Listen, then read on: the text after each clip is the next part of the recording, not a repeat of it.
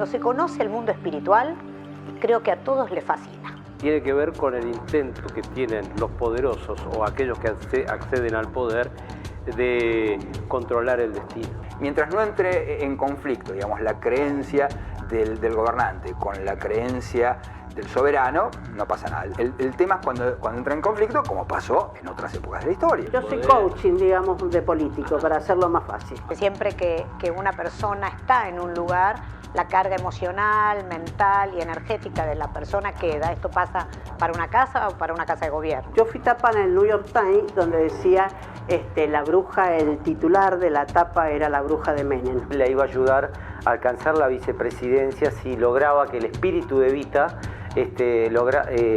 penetraba en el cuerpo de Isabel y toda la personalidad de Evita era transferida en la propia Isabel. La profecía del hombre gris es algo que escribió Benjamín Solari Parravicini hace muchos años.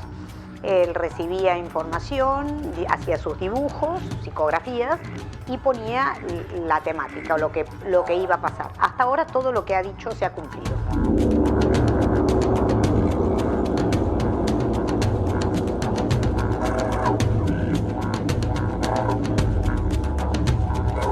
Señoras y señores, muy buenas noches. Bienvenidos a otro especial dominguero en Todo Noticias. Hoy vamos a hablar de la relación entre los presidentes o el poder mismo y el misticismo o lo esotérico. Y por eso que estamos acá. Este es el Club del Progreso. Estamos en la calle Sarmiento, al 1300, en la ciudad de Buenos Aires. Para que se den una idea, acá estuvieron 17 presidentes. Sin ir más lejos, por ejemplo, en esta mesa reposaron los restos de Leandro N. Alem, entre otra gran cantidad de presidentes. Así que vamos a avanzar por acá para empezar con el programa. Me va a estar acompañando a lo largo de toda esta hora, nada más y nada menos, la persona que ustedes seguramente conozcan, es el señor Mario Marquich. ¿Por qué vamos a estar con Mario? Porque justamente él entrevistó a muchos presidentes y entiendo que estamos en un lugar en donde mi amigo personal, Mario Marquich, se debe sentir cómodo porque veo que ya ha tomado asiento. Marito. Hola. ¿Cómo andás? ¿Cómo estás? ¿Bien? Sí, muy bien. ¿Eso me pertenece? Sí, cómo no. Qué amabilidad. Doble y negro, ¿no? Sí, señor. Marito, le explicaba recién a la gente la idea del programa de hoy.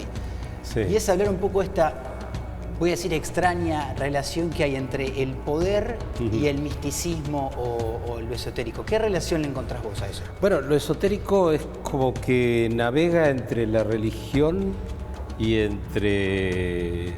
Bueno, es una cosa entre la ciencia, de tal modo que está presente desde el fondo de los tiempos en las actividades humanas y sobre todo está muy relacionado con el poder. Porque en mi opinión tiene que ver con el intento que tienen los poderosos o aquellos que acceden al poder de controlar el destino.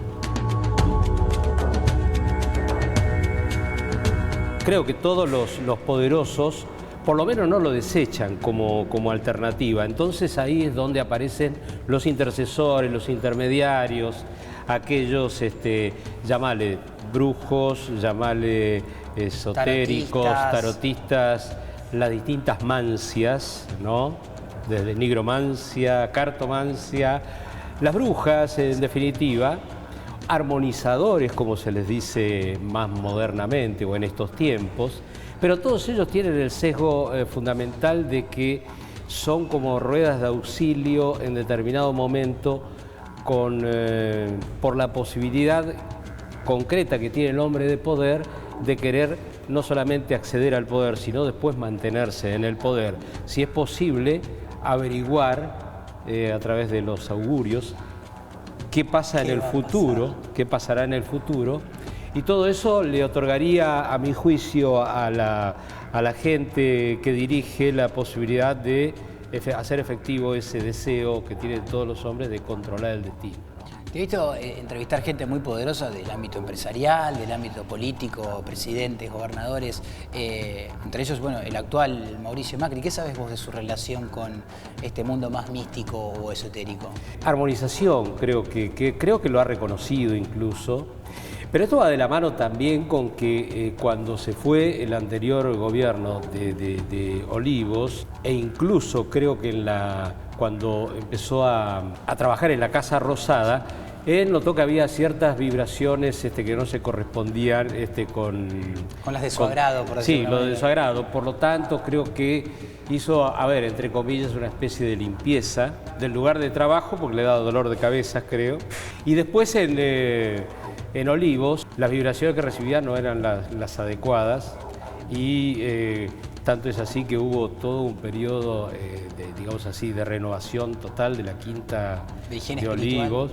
Sí, una especie de higiene espiritual e incluso de la fachada. ¿Y vos qué pensás de esto? Quiero decir, de que un presidente haga limpiezas de este tipo más místicas, limpiezas místicas de los lugares en donde ejerce el poder. Yo creo que es inevitable eso. Digamos, es inevitable porque si no lo hace por de motu propio, se lo sugiere a alguien en el entorno.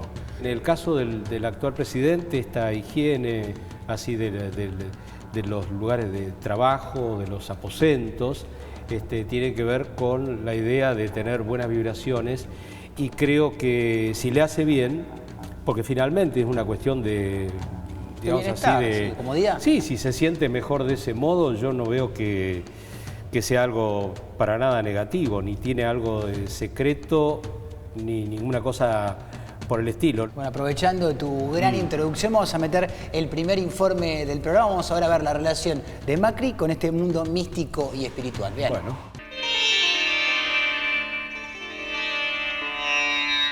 Yo conocí al presidente Macri en el año 1997, me llamó Jorge Alves para limpiar el estadio de Boca Juniors. Entonces, bueno, todo pasaba mal en Boca, estaba todo, iban como sextos, una cosa por el estilo, y entonces me llamó muy preocupado y le conté que había que hacer una limpieza en el estadio. Entonces me dijo que iba a hablar con Mauricio y que lo iban a plantear y que iba a ver. Entonces me llamaron por teléfono unos días después y tuve una reunión con el presidente, que entonces era presidente de Boca Juniors. Fue una reunión corta, no fue una reunión muy extensa, es alguien muy preciso, muy claro en lo que quiere. Me preguntó qué había que hacer, qué era lo importante para arreglar algo de lo que pasaba, de lo que le había comentado Jorge Alves. Le conté, le dije que había que limpiar y me dijo, bueno, perfecto, se hace. Si eso va a ayudar, se hace. Y esa fue la manera en que conocí al presidente. Un colaborador me propuso que, ¿por qué no también incorporaba una armonizadora budista que me iba a hacer bien? Y la verdad que me hizo mucho bien. ¿Qué relación hay del aumento del poder de la gente común y del misticismo de esta gente que va adquiriendo poder? ¿Hay alguna relación proporcional entre esos dos factores? Mirá, en general la gente no cambia, lo que cambia son las circunstancias. Entonces, si vos sos un poco místico, tenés un fondo místico, incluso tal vez no lo percibiste, pero ese fondito está. Cuando las circunstancias se agravan, sea por una situación extrema que te toque vivir, ¿cómo es el poder? Me parece que el poder es una situación extrema todo el tiempo. Entonces ahí esa base, que incluso podía no haber aflorado nunca, aparece.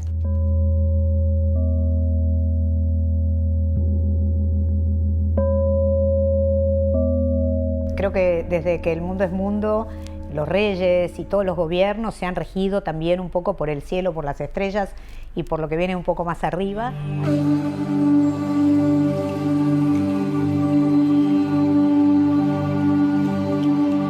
Cuando se conoce el mundo espiritual, creo que a todos les fascina.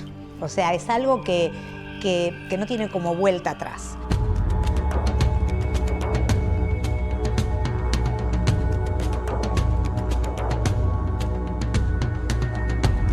Desde que el mundo es mundo, los astrólogos y los videntes y las personas que tenemos contacto con otra realidad, digamos que hemos sido consultados.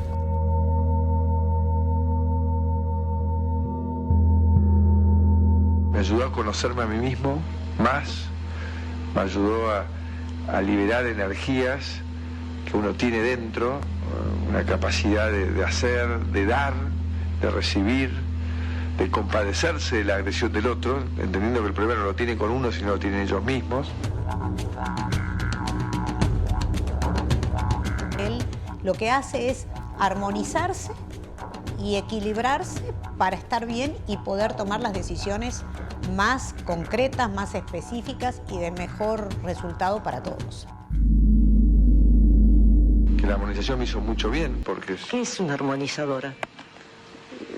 es una líder budista que te ayuda a reflexionar y después te genera a través de los cuencos tibetanos y de los gong una capacidad de adentrarte en vos mismo y de conectarte con áreas tuyas de tu cerebro que tal vez no utilizás. Macri, que es un presidente, tipo, por primera vez tenemos un ingeniero, alguien que no viene del derecho. Se supone que la ingeniería es una de las profesiones más racionales. Más alejadas al misticismo, una estima. Más alejadas del misticismo, incluso más aún que los abogados. Me parece que el derecho tiene un costado místico, si se quiere, porque el derecho necesita de una apoyatura de creencia, de un dogma en última instancia. La ingeniería son números crudos, puros y duros. Entonces yo me acuerdo que lo conocí hace varios años a Macri en París, creo que esto fue en el 98, y me impresionó como un tipo sumamente racional, por supuesto. Y un Macri prepolítico en ese momento de poder empresarial, digamos. Él venía, mira, coincidimos en un congreso que organizó la UNESCO, que era de jóvenes líderes. Date cuenta cuánto tiempo pasó que éramos jóvenes.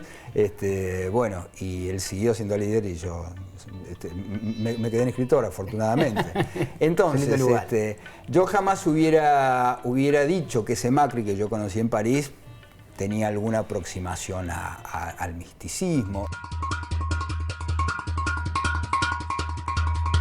Esta meditación, esta reflexión, te ayuda a conectarte con más áreas que te amplían tu capacidad de dar y recibir, que creo que es lo más importante que uno tiene que tener en la vida, ¿no? Una capacidad de escuchar, de dar, de recibir, que finalmente es lo que te ayuda a ser feliz. Me parece que es una persona con conciencia, me parece que está muy bueno que sea budista o que haga armonizaciones con cuencos, porque la armonización con cuencos o una armonización espiritual es equilibrar el campo energético, mental y emocional para poder funcionar en esta realidad tangible que tenemos mejor. Es decir, nosotros tenemos una realidad material y esa realidad material se rige o se mueve de acuerdo a cómo esté nuestro cuerpo mental y nuestro cuerpo emocional. Una armonización espiritual lo que hace es alinear emoción y mente para que funciones en esta realidad de mejor manera. Hay que entender que la felicidad pasa mayoritariamente no por lo material. Lo que define tu felicidad es tu capacidad de realizarte en algo que a vos te apasione, que a vos te gratifique, que está ligado al hacer, el poder compartirlo con otros afectos.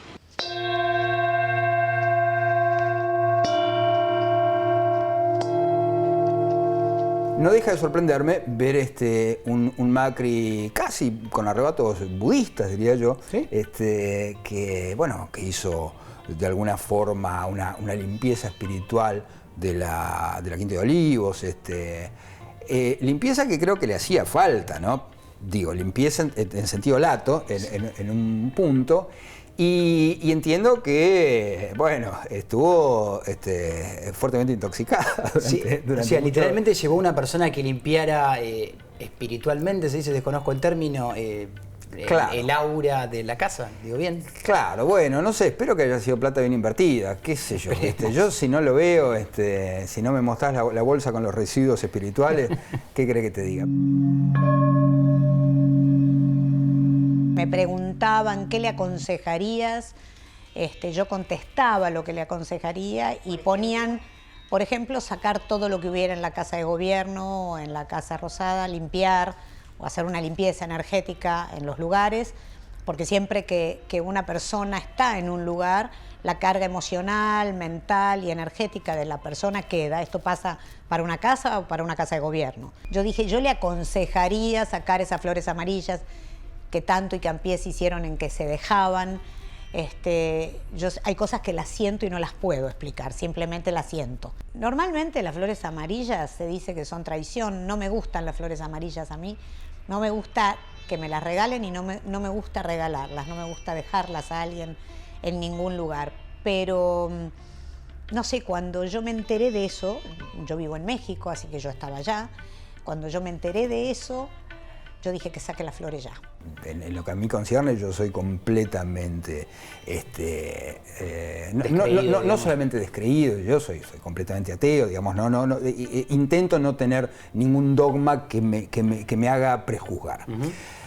Pero no dejó de sorprenderme estas declaraciones de Macri, porque además también había dicho que bueno, tenía una suerte, no sé si de guía espiritual, pero sí de alguien que lo conducía hacia un espacio de reflexión íntima. Empecé a hacer armonización y empecé a leer texto budista y lo que vas es profundizando en el conocimiento de uno mismo. Te moviliza la energía de la acción. Y eso es todo muy positivo, la verdad. Y la verdad que a mí me ha hecho bien, me ha hecho bien.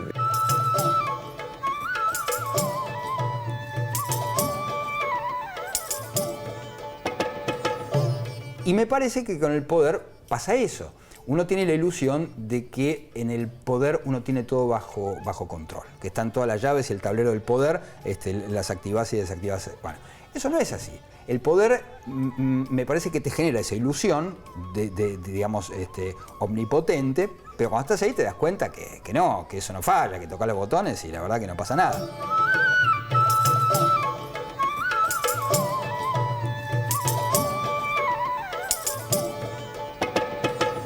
La profecía del hombre gris es algo que escribió Benjamín Solari Parravicini hace muchos años. Él recibía información, hacía sus dibujos, psicografías y ponía la temática o lo que iba a pasar. Hasta ahora todo lo que ha dicho se ha cumplido.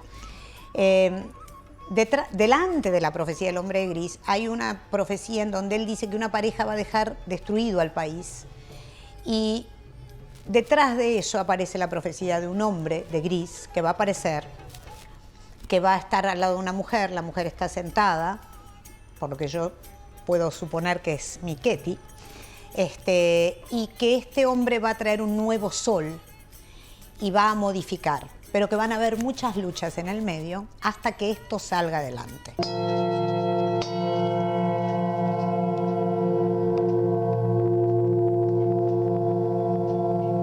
Apelás a cualquier recurso que no esté de más, digo, porque la verdad es que en última instancia es inofensivo, tampoco la Inquisición. Yo me preocuparía, digamos, si estas creencias más o menos potentes, que en este caso digo, me parecen más bien insignificantes, se quieren imponer sobre las creencias de la gente. Entonces me parece que mientras no entre en conflicto, digamos, la creencia del gobernante con la creencia del soberano, no pasa nada. El tema es cuando entra en conflicto, como pasó en otras épocas de la historia. Tiene que haber una política con espiritualidad, más allá de las diferencias políticas, religiosas, cada uno tiene que conectarse con eso que tiene adentro. En el caso del presidente Macri, él mismo lo ha dicho y lo toma como una cosa absolutamente natural y como parte no tanto de ese mundo oculto, sino como un mundo bastante habitual en estos tiempos, ¿no? Vamos a hacer el recorrido para atrás y quiero que me cuentes lo que sepa, lo que has escuchado en base a entrevistas y demás de la relación de los Kirchner, tanto Cristina como Néstor, también con este mundo así más paralelo, por decirlo de alguna manera. En el caso de Cristina, no creo que haya tenido relación, digamos así, visible, por lo menos con el mundo místico, aunque alguna vez recordarás que estaba en Olivos hablando con los gobernadores, una de las típicas reuniones, y de repente, por efecto del viento tal vez, se abrió una puerta en el momento, al lado del atril donde estaba, y recientemente había enviudado, ¿no? Y dijo, en un signo de complicidad con todo el auditorio, dice, ¿vieron? Acaba de entrar. Claro, era como, Mirá vos, no como quedó conocía. Claro que estaba apelando a que había entrado como el espíritu del marido muerto. Claro. El pensamiento mágico se manifiesta de otras maneras también. En el caso de Néstor, por el lado de la superstición, la cábala. Acordate cuando asumió Carlos Menem como senador en el Congreso Nacional y durante su mandato, que le hizo un gesto a su propia esposa, así, y tocó madera. Sí. Hacía estas cosas, por ejemplo, y una cosa muy interesante con Néstor, cuando fue a París, él creo que solamente estuvo interesado por conocer una sola cosa, que era la tumba de Napoleón. Vos, para ver la tumba de Napoleón, tenés que subir a un lugar y ves el féretro. Ahí abajo, sí. Sí, abajo.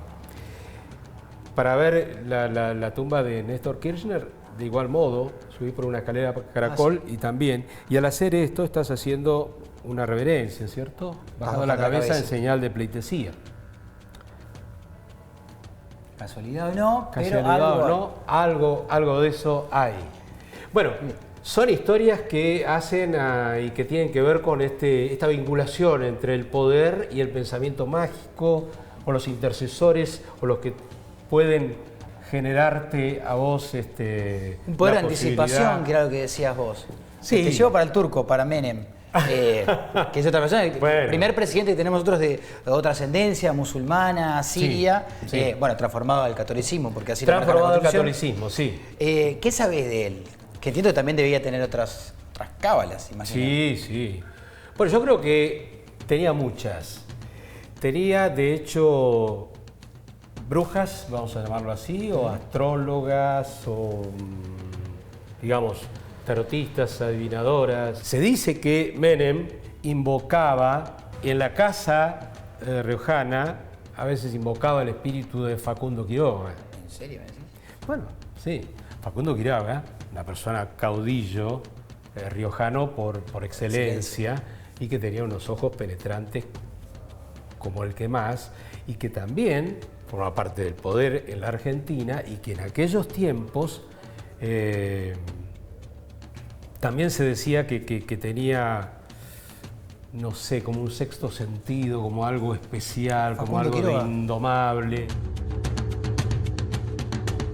De la Rúa dicen que también alguna astróloga, que no la pegó evidentemente en todo caso, que no la ayudó demasiado. No la ayudó demasiado, tuvo, quién sabe, pero porque nadie escapa a la idea de tener a alguien con poder o sin poder, somos todos que humanos. te arrime, porque en todo caso vos no lo vas a desechar, la posibilidad de que alguien te eche una mano en cuanto a qué va a pasar con este ejercicio del poder que tengo, y sobre todo cómo controlar al propio poder. Exactamente. Esto es fundamental. Justamente por eso quiero aprovechar este momento para que recordemos tu nota también. Y ahora sí, como vieron la relación de Macri con el misticismo, pasamos a Menem, el misticismo y lo esotérico. Ellos a su vez son los brujos de las leyes. Son los que algún día, a pesar de ellos, nos van a ayudar a demostrar que muchas de las cosas que nosotros decimos tienen razón. Ellos trabajan para nosotros en realidad. Como volviendo a la Edad Media, con anterioridad creían los brujos y no los científicos, con el tiempo los científicos lo codificaron y dieron sus leyes. Entonces los brujos terminaron teniendo razón. Entonces nosotros los brujos tenemos que agradecerle profundamente todo el trabajo que hacen para nosotros. Para mí la evidencia es algo de verte como te estoy viendo. A veces me ocurre, no siempre. Y bueno, con el señor presidente me ocurrió de verlo con la banda puesta, simple.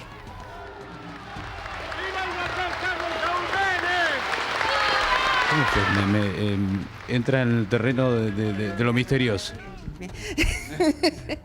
No es misterioso para nada. En determinado momento me lo presenta en una reunión, en una fiesta, te digo, antes de la década del 60 te estoy hablando. Alguno de nosotros va a ser presidente y de ustedes no. Aquel riojano que está allá, ese va a ser presidente. ¿Cuándo? ¿Qué sé yo? Como para el 90. Y ahí quedó todo.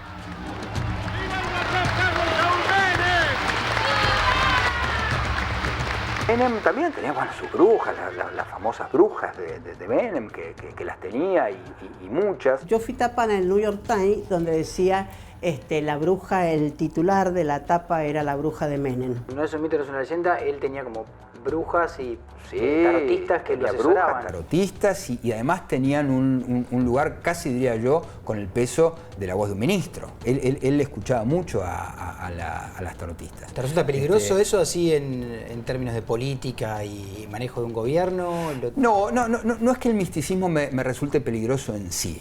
Me parece que en el misticismo siempre puede estar la mecha que convierta esa creencia en algo diferente. Yo adoro a Menem. Yo adoro, es más, como yo soy artista plástica, cuando yo lo conocí a Menem, que me invitó a La Rioja a hacer una exposición, yo hice una muestra que se llamó La Pasión de mi Vida, que era el rostro de Menem, era gobernador en esa época, yo lo hacía ya presidente. Él me invitó a la residencia de gobernadores en La Rioja y cuando yo entré, siempre recuerdo esto que fue muy gracioso, yo le mandé un cuadro de regalo mío poniéndole atrás que él iba a ser el futuro presidente. Y cuando llegué a la residencia de él de La Rioja, él me abrió las puertas y apagó las luces para que se vieran dos cuadros y te va a sorprender lo que te digo. En una luz iluminaba un cuadro mío y en la otra el poema de Antonio Esteban Agüero, Yo presidente.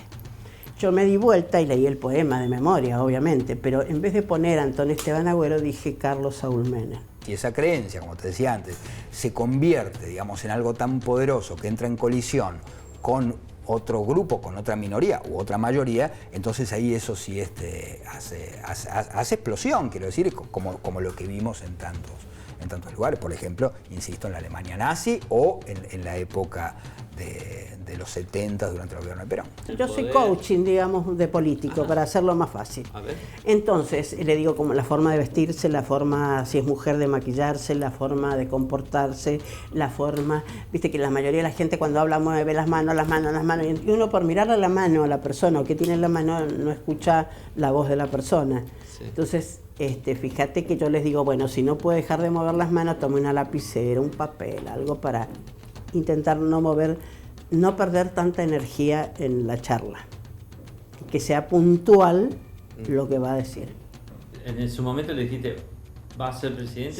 Sí. ¿Pero así con una fecha o cómo fue? ¿O va a ser al con futuro? Todo, yo puedo decir fecha, hora, todo lo que se te ocurre. ¿Con todos los datos? Con todos los datos. ¿Y Menem preguntaba todo eso? No pregunta nada. Él es cáncer. Es muy cerrado. Mirá vos. Y muy respetuoso. Eso es importante que la gente, viste que la gente te indaga, te vuelve loca de cosas. No, es respetuoso, eso es importantísimo. Y si ves la tapa de la revista Noticias, dice, Menem se va a volver a casar. Y él dijo que no. Lo que desespera a los presidentes es el futuro. Y para eso las brujas y para eso las tarotistas, para que le digan qué va a pasar mañana y cómo poder de alguna forma anticiparse, claro, y tener el control de eso que es incontrolable, que es el futuro. Bueno, y vamos a ir dejando atrás este bloque, quedaron detrás nuestro las brujas de Menem, pero nos vamos a meter quizá en uno de los capítulos más oscuros y siniestros de la historia nacional. En el próximo bloque nos vamos a ocupar de nada más y nada menos que del brujo López Rega. Así que aguántense la pausa, que a la vuelta todavía queda lo peor de la historia nacional y quizá lo más interesante del programa. Quédense ahí.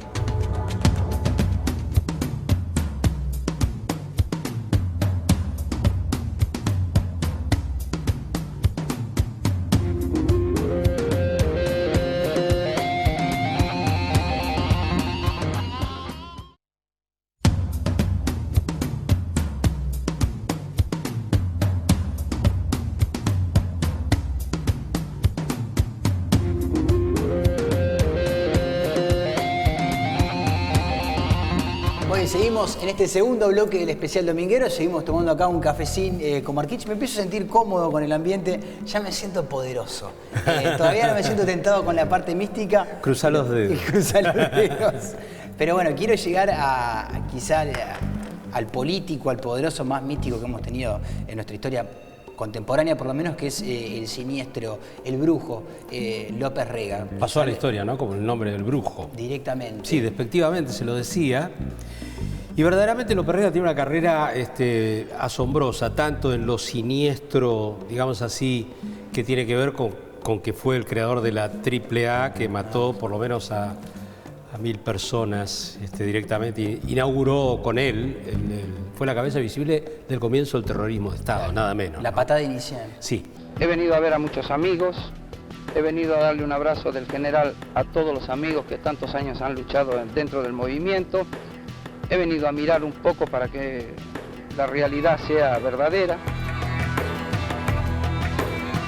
López Rega también era parte de la orden de los Rosacruces y también hacía ritos umbandas. Por ejemplo, en el año 70 él va a Brasil, a Porto Alegre, a un rito que se llama Candomblé, donde estaba el Wilson, que era como el maestro candomblé de los umbandas de esa región.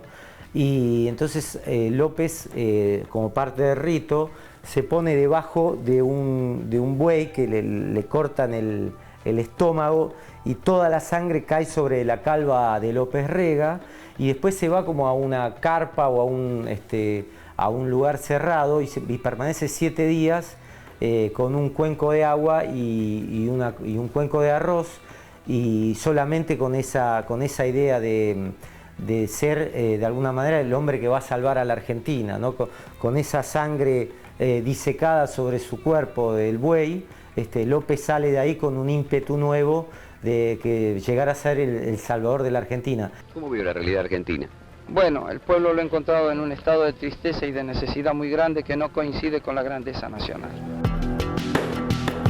El breve periodo que le tocó gobernar a Isabel Perón, él fue de alguna manera la persona que le puso los ministros, que le armó el gabinete, y que en algunos discursos de Isabelita que están grabados por la televisión, Isabelita habla y él atrás está como diciéndole qué cosas tiene que decir. Susurrando el discurso, digamos. Sí, y en otro momento se lo ve parado frente a, digamos, detrás de Isabel, moviendo los labios como anticipándose al discurso. El alma de este pueblo trabajador es agradecida y respetuosa de quienes la sirven, buscando la unidad y el trabajo fecundo en una verdadera comunidad organizada. Isabel se sentía muy afectada frente al mito y el símbolo que representaba Evita dentro del peronismo y por su personalidad. Y como Evita no pudo ser candidata a la vicepresidencia, de alguna manera el cuento de López era que iba a llegar a la vicepresidencia. Y eso se lo dice en el año 65, es decir que 9 años después ese cuento funciona. Obviamente no funciona por el arte mágico de López Rega, sino por la dinámica del peronismo. Pero a López Rega le servía porque llega en el año 74 a vivir junto a Isabel en el primer piso de la residencia de Olivos y se pega junto a ella y arma como un blindaje durante casi un año, donde López Rega se convierte en la figura de mayor poder de la Argentina después de la muerte de Perón y en un ciclo de violencia política que antecedió al golpe de Estado en 1976. ¿Usted cree que el gobierno argentino tiene realmente buena voluntad para las elecciones? Bueno, no puedo dudar de una cosa hasta que no la vea realizada, ¿no? López Rega tuvo una formación espiritual en los años 50 con una maestra que se llamaba Victoria Montero, y a partir de ahí empezó a trabajar el desarrollo de las ciencias ocultas, escribir sobre sus conocimientos espirituales, y eso lo une con una logia que se llama Anael, que es una logia político-esotérica que pensaba que había 3 vértices en el mundo, 3 vértices magnéticos que iban a propender a la liberación mundial, que eran América, África y Asia. Entonces se llamaban los vértices de la AAA, que después va a tener otro tipo de manifestación, obviamente, en la vida de López Rega en los años 70. Pero a través de esa secta político-esotérica, López Rega se vincula con Isabel Perón porque en el año 1965 Isabel viene a la Argentina y esta Anael la recibe en una casa en Caballito.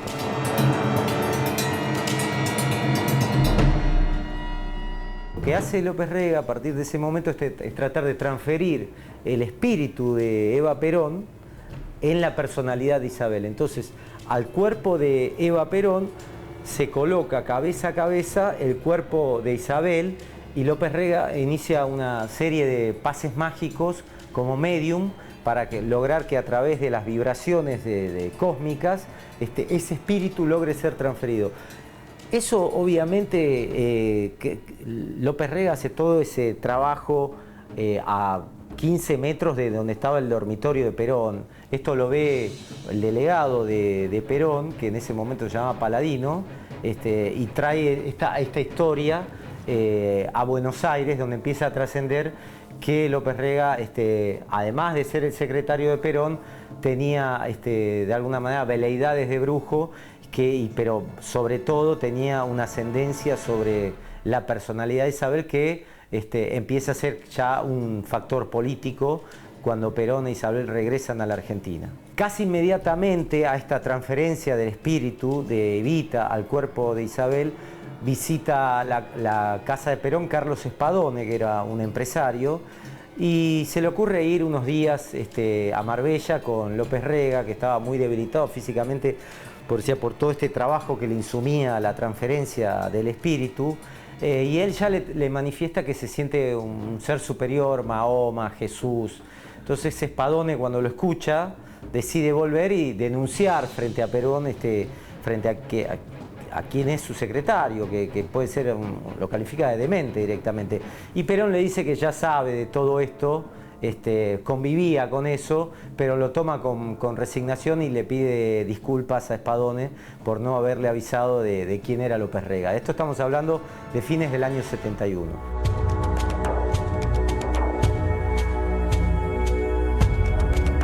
En septiembre de 1971 llega el cuerpo de Evita a la residencia de Puerta de Hierro. Perón estaba muy enfermo ya y le delega la presidencia a Isabel, que hace una reunión de gabinete por la mañana, y después llega la información de que Perón se está descomponiendo y que se había caído de la cama. Entonces va el médico de Perón, que era ministro de Educación, que era Tayana, estaba el padre Poncio en ese momento, que en la casa, en la residencia de Olivos, y bueno, y está medio gabinete viendo cómo se está muriendo Perón. En el monitor telemétrico aparece una imagen de fibrilación ventricular.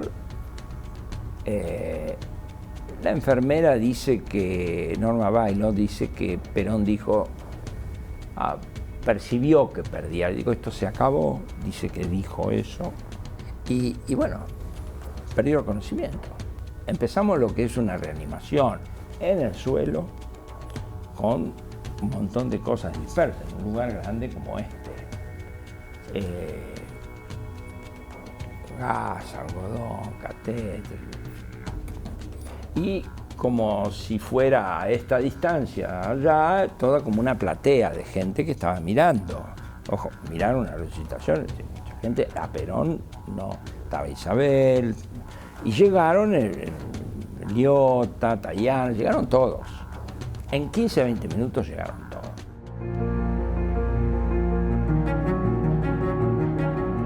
Y ahí López Rega me llama aparte. Y ahí yo entro en lo que es el dormitorio de él. Lo único que había era incienso. Había incienso en los pasillos. No sé qué significado tendría, pero bueno, es una hierba aromática ceremonial, creo yo, el incienso. Y entonces me llama y me dice, si lo sacás, te hago conde.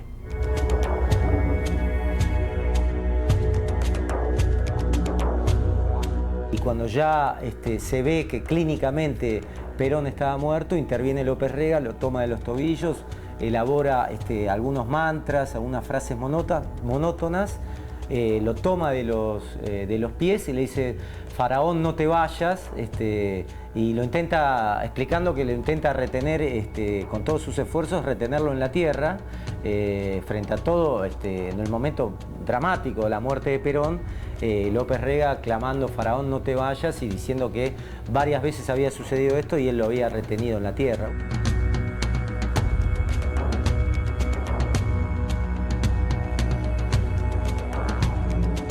había que decir que Perón se había muerto. Isabel dijo, está bien, como que se dieron cuenta, está bien, tu papá, está bien, Biota, está bien. Bueno, tenemos que fijar una hora, 13-15 horas, y paramos de resucitar. ¿Cómo era la escena? Todos nos pusimos a llorar.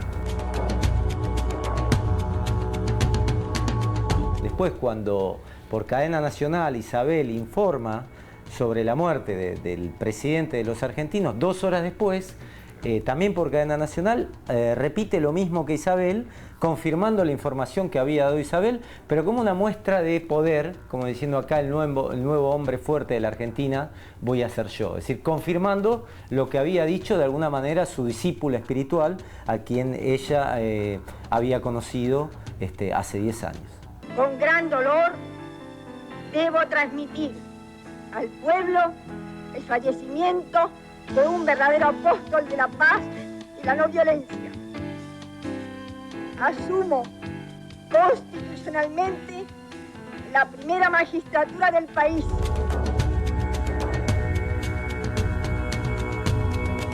López podía contener a Isabel en base al discurso esotérico. Le daba a Isabel en un mundo complejo como era, e inacible como el de la política, López Rega le daba una mayor seguridad para controlar su ansiedad de a todo aquello que no podía manejar, que era el mundo de Perón, ¿no? del cual ella había llegado en 1955 de manera casual en una playa de Panamá. Entonces, al tener a López Rega 10 años después como secretario, le permite como una afirmación a introducirse en el mundo de la espiritualidad y de la política. Después, el que la elige vicepresidenta a Isabel en la fórmula con Perón es el Partido Justicialista, no es López Rega. Pero de alguna manera toda esa predicción que hace López Rega a Isabel se cumple.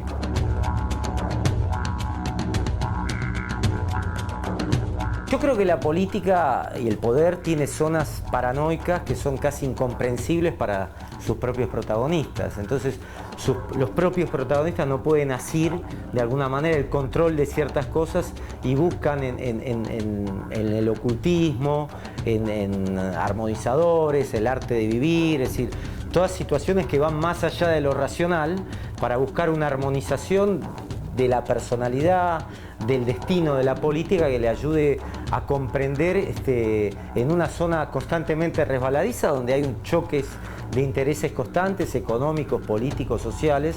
Entonces eso lo buscan algún tipo de control que de alguna manera piensan que puede ir más allá de lo racional. Isabel de alguna manera queda deslumbrada por López Rega porque es el que tiene conocimientos esotéricos y ocultistas más cercanos, y hay que comprender también que Isabel había sido por una familia ocultista, la familia Cresto, que era de Corrientes, y entonces todas las palabras de López Rega tenían una resonancia diferente.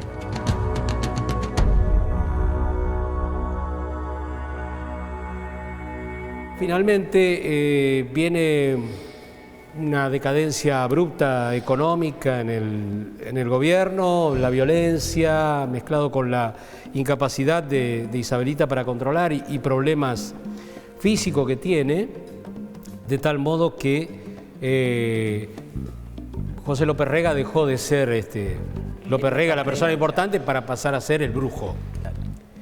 Y el brujo prácticamente entró en una decadencia tan grande y un desprestigio tan importante que inmediatamente fue prácticamente desalojado del poder.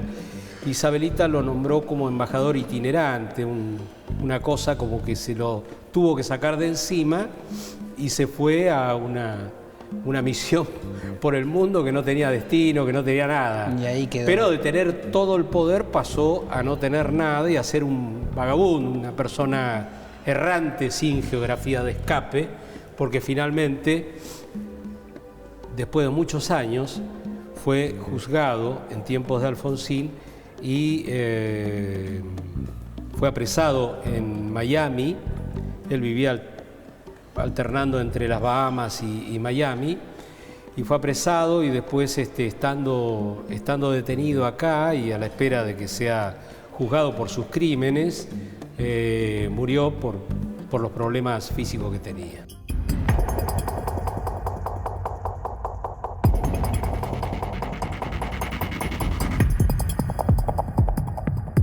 Bueno, y me quedé acá en la soledad del poder, seguimos acá en el Club del Progreso y empiezo a sentirme cómodo en las instalaciones, pero para ustedes hay una mala noticia y es que se viene una breve pausa. Y les voy a pedir a todos que contengan un poco la ansiedad y que se queden, porque en el próximo bloque nos metemos a fondo con la maldición de los gobernadores. Así que ya les dije, breve pausa y nos volvemos a ver a la vuelta.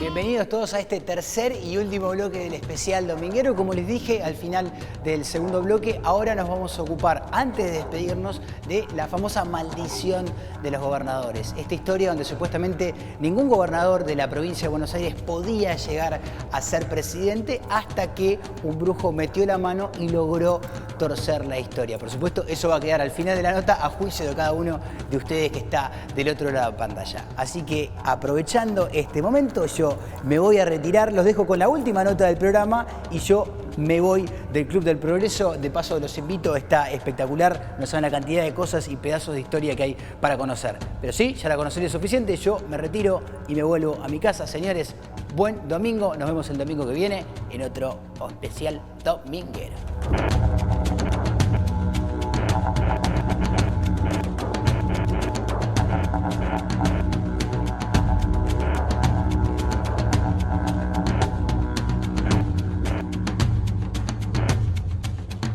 La maldición de los gobernadores de la provincia de Buenos Aires, que efectivamente ninguno ha llegado a ser presidente. Yo entiendo que tiene una aplicación política, y eso no hay magia y no hay tal. No hay esoterismo de por medio. No. Y cuando uno ve, digamos, los sucesivos gobernadores que tuvo la provincia de Buenos Aires, con alguna excepción, yo creo que la provincia de Buenos Aires es una máquina de destruir gobernadores. Es decir, es una picadora de carne.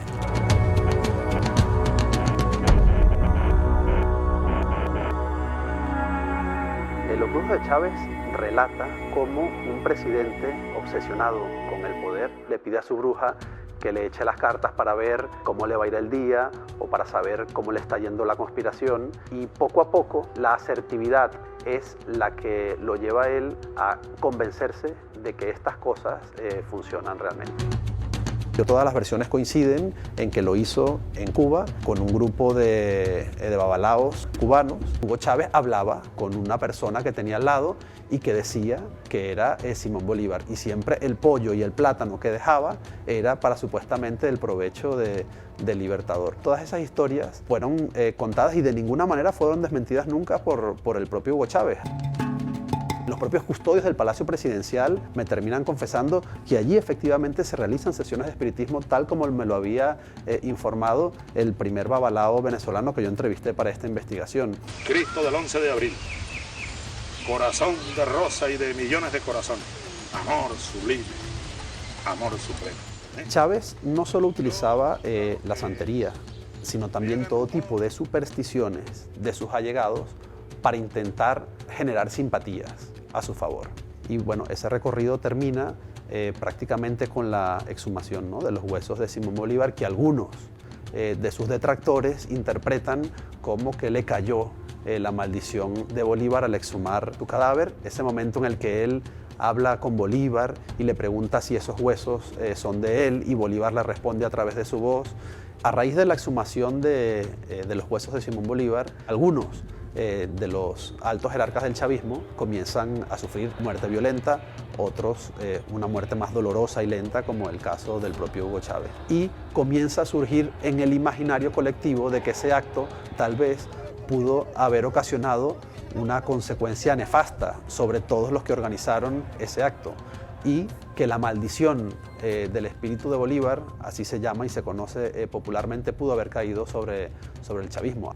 A los empleados públicos no se les exigía pertenecer a ninguna religión, pero ellos, al ver que su jefe era santero, creían que al ellos ingresar en la santería estarían mejor vistos por sus superiores. Nicolás Maduro, entre muchas otras cosas, hereda también de Hugo Chávez ese carácter profundamente supersticioso. Él dice que él era una persona escéptica, que no creía en nada, hasta que conoció a Hugo Chávez. Él materializa sus supersticiones.